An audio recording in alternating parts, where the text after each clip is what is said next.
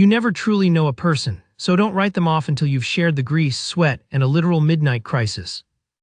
I always thought my older sister Val had terrible taste in people. She's an aerospace engineer, logical, precise, and practical. So when she started dating Julian, a guy who dropped out of art school to restore vintage motorcycles, I was prepared to hate him.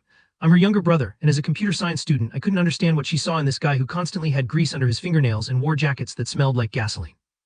For the first few months, I treated him like background noise. Whenever he came over to our shared apartment, I'd barely look up from my monitors. He'd try to ask about my coding projects, but I'd just shrug, give him a flat "it's fine," and put my headphones back on. He was always quiet, just nodding with a relaxed smile that honestly annoyed me. I figured he was just a slacker drifting through life. The turning point didn't happen over an awkward dinner. It happened because my own life was about to crash and burn. It was the night before my final university portfolio presentation. I had spent 6 months building a custom liquid-cooled PC rig to render my 3D animation project. At 2:00 a.m. with Val away on a business trip, a tube in my cooling system snapped. Blue liquid sprayed everywhere, the system short-circuited, and my entire computer died. I sat on the floor of my room, staring at a dead machine, completely paralyzed by panic. My entire semester was ruined. Suddenly, Julian knocked on my open door. He took one look at the puddle of liquid, looked at my pale face, and didn't say a single comforting word. Instead, he just said, "Grab the keys, we're going to my shop." 10 minutes later, we were in his dimly lit commercial garage. It was a chaotic maze of metal, engines, and tools. I felt completely out of my element. "I don't know anything about software," Julian said, throwing me a clean rag. "But electronics and custom wiring, that's just plumbing with electricity. Let's strip the rig down." For the next 4 hours, the silence of the night was replaced by the clinking of wrenches and the hiss of a soldering iron. Julian worked with a level of intense, quiet focus I had never seen in him before. He wasn't drifting, he was a master of his craft.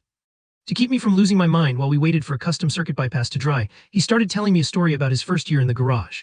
He had tried to impress a wealthy client by fixing a rare 1970s Ducati, only to accidentally install the throttle backwards. When the client started the bike, it launched itself straight through the garage's drywall and landed in a neighboring bakery. I choked on my coffee, laughing so hard my chest hurt. In return, I told him about the time I tried to impress my first girlfriend by fixing her laptop, only to accidentally trigger a command that permanently deleted her mother's entire digital photo archive. By 6:00 a.m., the computer was not only running, but Julian had custom fabricated an aluminum bracket to make sure the cooling tubes would never leak again. When Val walked into our apartment the next afternoon, she expected to find me stressed. Instead, she found the living room floor covered in greasy tools, an old rock station playing on a phone, and Julian and me high-fiving as my 3D project finished rendering flawlessly. She stood in the doorway, looking at her clean freak brother covered in carbon dust, standing shoulder to shoulder with her boyfriend. Julian looked at her, wiped his hands on his jeans, and said, "Hey Val, your brother is a terrible mechanic, but he's a pretty good flashlight holder." That night changed everything. I realized Julian wasn't a slacker at all, he just didn't waste his energy on being loud. Now whenever he comes over, we don't ignore each other. In fact, we're currently planning to build a custom arcade cabinet together. He won me over in the grease and chaos of a 4:00 a.m. emergency, and honestly, I'm glad my sister brought him into our lives.